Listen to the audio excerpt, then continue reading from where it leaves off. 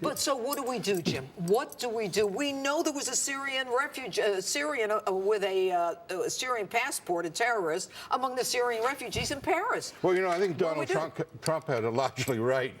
I mean, we need to take a pause because it's a joke. I mean, when that assistant national security advisor came out that day, I forget the guy with the fine arts degree, I forget his name. Who is it, Clapper? You're talking to the... No, the deputy national security advisor. Whatever. Oh, and it's, yeah. Yeah, whatever. But when he came out and said they have all these layers and stuff, those layers are all bogus. That doesn't mean a thing. We don't have any idea who these people are. So they can... But the president knows this. Even Jim Comey said, I don't know if I don't have them in my database until the cows come home. The president is very interested in flooding this country with people from the Middle East for some reason. Do you believe that? Well, for some reason, I'm not going to say what the reason is, but there's some reason why this is happening. And why aren't the Christians coming into this country? And why aren't some of the others, who are being massacred? Not that the Muslims aren't being massacred, right, they are. They are as well. And we have a lot of great Muslims on. Look at all the Muslims on the New York PD. I mean, yes. So I mean that's a classic example that people should know. There's a couple hundred of them. But so why aren't they speaking out?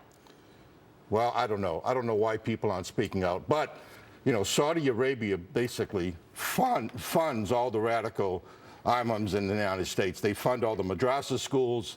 It's the Wahhabi sect, okay? That's the violent sect. And that's where all these preachers come from, okay? So you got Iran that, that funds all the things that kill our troops, and all the devices, and that crazy deal. I mean, they're responsible for killing.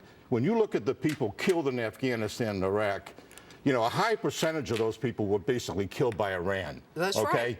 That's right. And then you add Saudi Arabia, who, All right, so what do we do here? Do we go into the mosques? Do we surveil the mosques?